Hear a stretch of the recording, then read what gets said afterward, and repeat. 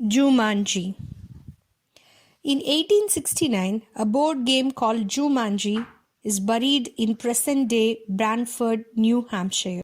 A century later, in 1969, Alan Parrish lives with his parents, Sam and Carol, in Brantford. One day, he escapes from a group of bullies and retreats to their shoe factory. He meets his friend, Carl Bentley, who reveals a new shoe prototype he made himself.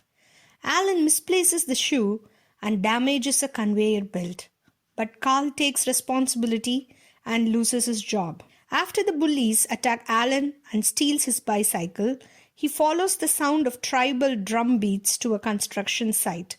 He finds Jumanji and brings it home. That night, after arguing with Sam about attending a boarding school, Alan plans to run away, but his friend Sarah Whittle returns his bicycle. He shows her Jumanji and invites her to play.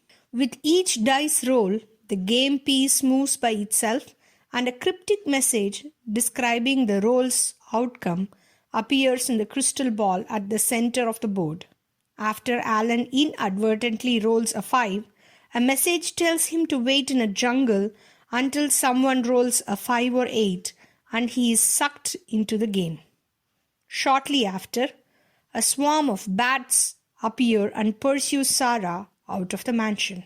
26 years later, Judy and Peter Shepherd move into the now vacant parish mansion with their aunt Nora after their parents died in an accident on a ski trip in Canada with the winter before.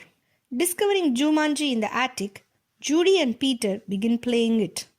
Their rolls summon giant mosquitoes and swarm of monkeys. The game rules state everything will be restored when the game ends, so they continue playing. When Peter then rolls a 5, it releases a lion and a grown-up Alan. As Alan makes his way out, he meets Carl, who is now a police officer. Alan, Judy, and Peter go to the now abandoned shoe factory and learn that Sam abandoned the business to search for his son after his disappearance until his death in 1991.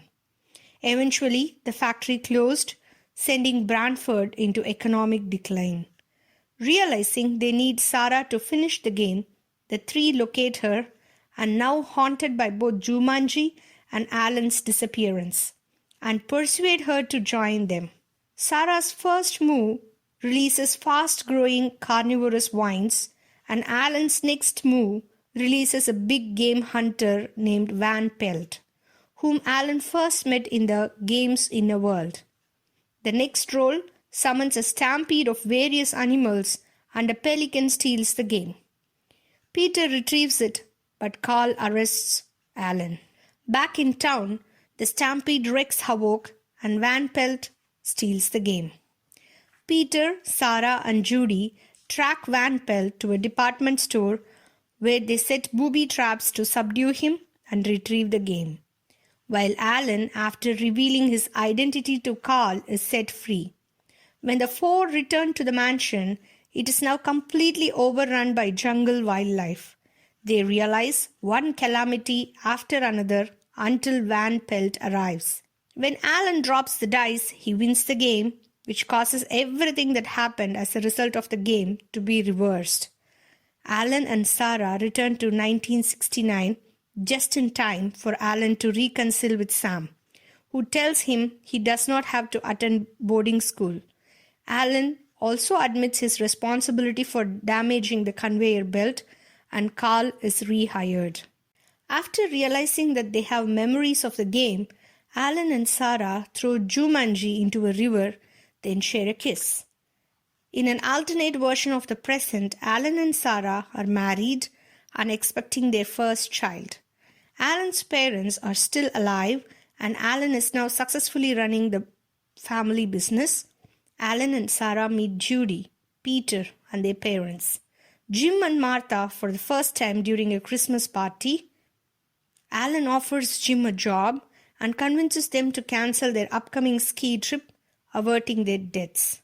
Meanwhile, two young girls hear drum beats, while walking on a beach. Jumanji is seen lying partially buried in the sand. The end.